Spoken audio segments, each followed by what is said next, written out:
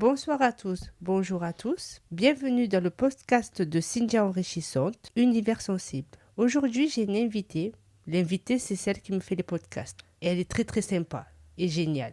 Du coup, je vais vous lancer sur un sujet et je vais lui poser quelques questions. Alors, le sujet, c'est qui nous sommes vraiment. C'est-à-dire que je veux lui dire, à part dire que nous avons fait certains métiers, mais le métier ne fait pas la personne. Du coup, qui tu es hors de ton métier? Bonjour. Qui je suis en dehors de mon métier? Je sais pas, tu veux savoir quoi? Mon signe astrologique? Qu'est-ce que tu veux savoir en particulier? Parce que mon métier me définit beaucoup quand même. Oui, mais c'est pas le métier qui t'a fait qui tu es. Non. Qui je suis? Alors, je suis Oriane. Je suis née vers Avignon. À Avignon d'ailleurs, j'ai grandi là-bas, dans une petite ville de 10 000 habitants, très mignonne petite ville. Et ensuite, je suis venue à Marseille il y a 10 ans pour faire sport-études de judo. C'était très dur. Enfin, c'était dur, j'ai quitté ma maison, j'avais 14 ans du coup. Donc, j'ai quitté mes parents. J'ai rejoint ma sœur qui était déjà à Marseille pour faire sport-études aussi. Et j'ai laissé mes parents et mon petit frère à la maison faire leur vie. Moi, je suis partie en internat à Marseille pour faire donc sport-études. La journée, j'allais en cours. Et le soir, et entre midi et deux, on s'entraînait. Et tous les week-ends, on s'entraînait aussi, on faisait des compétitions. Ça a fait une grosse partie de ma personnalité parce que ça m'a appris beaucoup de choses, notamment la discipline, écouter les autres, parce que même si c'est un sport individuel, tu t'entraînes à plusieurs, donc ça crée un esprit quand même un petit peu d'équipe et d'entraide. Et voilà, ça m'a apporté beaucoup de valeurs et ça m'a beaucoup forgé. Dans quel sens? Ça m'a appris la rigueur, que c'est pour réussir, il fallait se donner les moyens, parce qu'en fait, on est beaucoup à vouloir faire des résultats. Au judo, tu gagnes, tu fais des compétitions, tu fais des combats contre des personnes, et à la fin, tu gagnes ou tu perds. Et tout le monde veut gagner, mais celui qui gagne, c'est celui qui s'est le plus entraîné, celui qui a un bon mental, c'est un regroupement de plein de choses. Donc ça m'a forgé sur ça, sur la rigueur, la discipline, parce que tous les jours, il faut aller à l'entraînement, alors qu'on n'a pas forcément envie. Quand tu as 16 ans, 14, 15, 16 ans, tu as envie de rentrer chez toi, d'aller boire un chocolat chaud devant la télé. Et nous, non, on sortait des cours, on avalait un goûter en 30 secondes et on allait s'entraîner jusqu'à tard le soir. Et tout ça loin de nos familles. Quand tu es jeune, c'est pas forcément évident, mais c'est une très belle expérience. Je referais pareil si je devais recommencer. Et voilà. Et pourquoi t'as pas continué dans le sport pour être professionnel dedans? Parce que c'était très difficile, je faisais beaucoup de régimes. Le judo, c'est un sport où t'as des catégories de poids. Oui, ça je sais parce que si je me trompe pas, parce que moi j'avais fait un petit peu de judo. Ok. Il y a la ceinture blanche en premier. Oui. Après, si je me trompe pas, je crois il y a la ceinture, je sais pas si c'est en deuxième ou en troisième, ceinture jaune et blanche. Ouais, c'est en deuxième. Et après, je pense qu'il y a la ceinture jaune. Exact.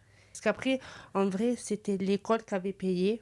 Et du coup, après, ils ont dit qu'ils avaient plus de budget. Alors, on s'est arrêté à la ceinture jaune. Dommage. T'aimais bien le judo? Oui, c'était bien. Mais par contre, vu que, en fait, quand tu fais du judo, si par exemple tu fais un poids de 70 kilos, il faut que la personne ait le même poids que toi. Si par exemple l'autre elle fait 50 kilos, ils vont te mettre avec quelqu'un qui a 50 ou 55 kilos. Exactement. Voilà. Bon, c'est bien, tu connais un peu mon sport Oui. alors. Et avant de rentrer sur le tatami, ou je sais plus, on dit le tatami. Ouais, c'est ça.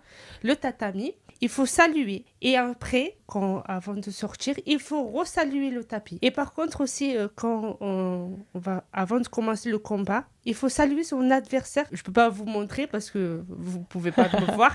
Mais voilà, il faut le saluer. Ouais, exactement. Bon, t'as une bonne mémoire. Ben oui, heureusement.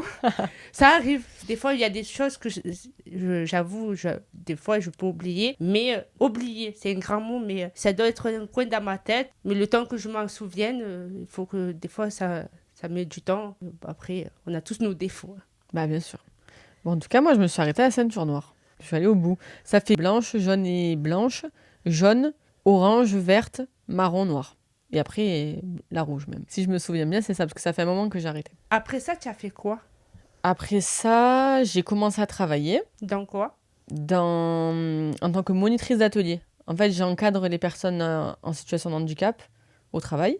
Et après, j'ai ouvert mon studio de podcast. Mais c'était pas trop dur de travailler avec des handicapés? Non, j'aime bien. Mais il y a des moments où il y avait des périodes où ça te touchait encore plus, non? Parce que je sais pas, après, on se connaît depuis quelque temps, hein. Mais j'ai l'impression que tu es une fille qui est assez touchée, que le moindre petit truc, s'il y a un truc, tu vas être vite touchée. Tu peux avoir les larmes assez facilement, non?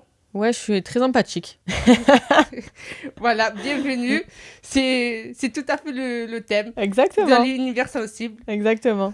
Non, je suis très empathique, ouais, ça c'est... Je pense que je suis comme toi sur ça. Je ressens beaucoup les émotions des autres. Et si quelqu'un est mal, je peux vite me sentir mal pour lui. Et je Ou peux rien pour y elle. faire. Ouais, ou pour elle, bien sûr. Et donc avec les personnes handicapées, c'est vrai que maintenant avec du recul ça va, mais au début, quand ils me racontaient leurs histoires, leur passé un peu douloureux, etc., ben, ça pouvait me rendre mal parce que je me mettais à leur place et ça me faisait de la peine. Donc ça me touchait beaucoup. Maintenant, j'arrive à prendre du recul, ça me fait toujours de la peine, mais je me mets pas mal pour ça parce que quoi qu'il arrive, ça sert à rien que je me mette mal, ça va pas enlever leur douleur. Donc j'essaye d'être là pour eux, d'être réconfortante ou rassurante. Mais voilà, après quand je rentre chez moi, j'essaye de plus y penser quoi. Mais au début, tu pensais souvent quand tu rentrais chez toi. Tu te remémorais de ce qu'il te disait. En fait, entre guillemets, hein, je dis bien entre guillemets, tu écoutais leur histoire, comme quand on est chez le psy. Ouais, c'est un peu ça. C'est un peu ça. Donc après, c'est aussi mon travail. Je suis là pour ça. Je suis là pour les écouter si ça leur fait du bien. Mais voilà, faut pas que ça. J'essaye de faire en sorte que ça me mette pas mal. Et j'y arrive maintenant. Maintenant. Mais à l'époque, non. C'est ça. C'était dur. C'était dur. Ça l'est toujours. C'est pas facile. Mais comme je t'ai dit, je sais que ça sert à rien que je prenne leur mal-être parce que ça n'enlèvera pas le leur. Est-ce que tu penses que les gens qui sont handicapés, est-ce que tu penses que c'est une leçon qu'ils doivent apprendre comme nous ne sommes pas handicapés? Est-ce que tu penses que chaque personne, qui soit handicapée ou non, on a chacune notre leçon et notre expérience à apprendre sur cette terre ou au-delà? Alors c'est une bonne question. C'est vrai que je suis d'accord avec toi. Je pense qu'on a tous une mission, on va dire, ou une expérience à tirer de notre passage sur Terre. Mais est-ce que ces personnes-là, je sais pas. Je me suis jamais posé la question. Après, qu'est-ce que ça leur apprendrait selon toi? Ce serait quoi? Qu'est-ce qu'ils devraient tirer de cette expérience? Moi, je pense que vu qu'il y a des incarnations, tu crois Ouais. aux incarnations? Ouais. Peut-être que les qui sont revenus dans cette incarnation, mais différemment, peut-être que dans leur passé, ils ont fait des choses et qu'ils sont revenus, mais avec leur handicap, pour leur apprendre certaines choses. Après, moi, je dis ça, et toi, qu'est-ce que tu en penses? Bah, je suis un peu d'accord avec toi. En vrai, moi, je te donne ma vision de la vie, si tu veux. Peut-être que c'est un peu la même que la tienne, du coup. Je dis ça, je sais pas du tout si c'est vrai, j'ai aucune certitude, c'est l'image que je m'en fais. Mais je me dis que, en fait, l'enfer et le paradis, c'est sur Terre, en gros. Et que donc, si tu as une vie bah, difficile, c'est que potentiellement, dans tes anciennes vies, tu as fait du mal. Et du coup, ta leçon, c'est d'avoir une vie difficile, une vie difficile. Et si tu as une vie facile, c'est peut-être que tu as fait du bien dans tes autres vies. Tu vois ce que je veux dire ou pas? Oui, Et du coup, ça me fait penser un peu à ce que tu as dit avant, c'est pour ça que je te raconte ça. ok. Et toi? Moi, je pense que on est là parce qu'on a tous des leçons à apprendre, qu'on soit handicapé, même si on a des parents assez durs avec nous. Après, vu qu'on s'est incarné, je pense que le fait qu'on s'est réincarné, je pense que c'est avant de venir, on a déjà choisi notre famille, je pense. Je pense la même chose. Ouais. Et vu qu'on est revenu, c'est pour essayer de casser certains schémas, pour refaire, pour reconstruire, mais tout en déconstruisant. Je ne sais Ouais. pas si tu vois ce que je veux dire. Et du coup, toi, c'est. Donc, si tu penses ça, tu penses que toi, tu as une mission? Oui, je pense que j'ai une mission, mais le fait que... En fait, je vais te dire, ma mère, je l'ai fait toujours passer avant moi. La première fois que j'ai touché de l'argent, j'avoue, ouais, j'ai mon père, il n'a pas d'appartement, il n'a rien. Il vit dans des squats. Et la première fois que j'ai touché mon argent, c'était à 17 ans. Et quand j'ai touché, j'ai demandé à mon père, même s'il n'a pas voulu me reconnaître, hein, j'ai demandé à mon père, tu veux à manger? Tu veux quelque chose? Et du coup, il m'a dit oui. Parce qu'avant de lui demander, je lui ai demandé s'il avait faim et s'il avait mangé. Hmm. Du coup, je suis allée lui acheter un poulet avec des pommes de terre. Il y avait ma mère avec moi. Et ma mère, elle m'a dit, oui, mais pourquoi tu lui achètes un poulet et des pommes de terre, vu qu'il n'a pas voulu te reconnaître? Mais c'est pas parce qu'il n'a pas voulu me reconnaître qu'il faut être méchante. Ça c'est une leçon aussi à apprendre. peut-être que dans mon ancienne incarnation, j'ai été peut-être mauvaise, peut-être avec mon père, ou je sais pas. Et du coup, je pense qu'il faut pas que je reproduise ce que j'ai fait. Mais à l'intérieur de moi, moi, je me dis que j'ai toujours été gentille. Mais je pense pas que j'étais mauvaise avant non plus. Mais je pense que la leçon, c'est que vu que j'ai laissé ma mère m'envahir, du coup, je l'ai mis trop en avant, au lieu de me mettre moi en avant. Et du coup, quand je parle des fois à certaines personnes, je parle pas avec tout le monde, hein. J'ai pas beaucoup d'amis. Il vaut mieux pas en avoir 150, ni 10, ni au moins 3 ou 2, ça suffit. Même s'il faut... La solitude, c'est très bien aussi, parce que son vrai ami, c'est son intérieur, son âme, son esprit et sa solitude. Après, tu peux avoir des amis qui sont à peu près à ta vibration. Je sais pas ce que tu en penses. Ouais, je suis d'accord avec toi. Après, tu fais toujours du sport ou pas? Là, je fais plus trop de sport parce que j'ai plus trop le temps. J'ai plus trop le temps avec le studio. Mais faudra que je reprenne.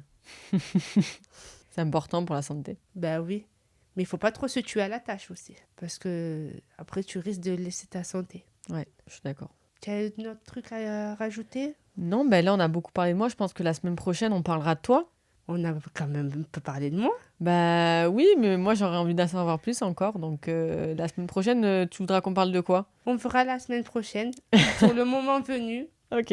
ce qui va sortir. Ok. Parce que je peux pas prévoir à l'avance. Ton feeling. Voilà, On verra c'est au feeling et ce sera spontané. Comme d'hab.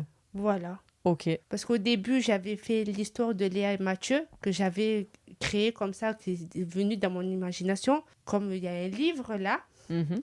Libérez votre créativité. Voilà, c'est tout dit, hein. Le livre, c'est libérer sa créativité. Et toi, tu libères tout le temps ta créativité? Ben non. Franchement, je suis pas très créative comme personne. J'aimerais bien être un peu plus créative, mais c'est pas ma qualité première, quoi. Ah oui? Ouais. Mais pourtant, tu fais des podcasts. Oui, ben c'est une certaine forme de créativité peut-être, mais je me trouve pas hyper créative. Il faudrait bien le travailler, ça. Ouais, je prends ton conseil. Voilà. Quand tu auras fini de lire L'intelligence du rêve, Oui. tu liras Libérer votre créativité. Ok. Tu me donnes des devoirs encore. Pas du tout. C'est pas des devoirs. Au contraire, moi, je suis pas madame, je suis pas une prof. Tout se passe bien, tout est cool. C'est juste pour apprendre. La lecture, ça apprend. Parce que, en fait, les auditeurs, ils ont leur expérience. Ils nous transmettent certaines choses. Il y a des trucs qui peuvent nous toucher. Certains chapitres peuvent nous toucher. Certains mots peuvent nous toucher. Des fois, on peut lire et en lisant, il y a peut-être une phrase qui va vous toucher, qui peut vous faire pleurer ou vous faire sourire ou rigoler. Tout dépend que je t'en pense. Ouais, je suis d'accord. Bah, de toute façon, on continuera de lire dans les prochains épisodes. Ben oui, Trop bien. voilà, Bah, merci en tout cas. de rien. Et je voulais vous dire, pour finir, faites attention à vous, à votre intérieur. Écoutez votre enfant intérieur, votre âme et votre esprit. Et je vous remercie de votre écoute et je vous dis à la semaine prochaine et prenez soin de vous. Merci bien. Au revoir.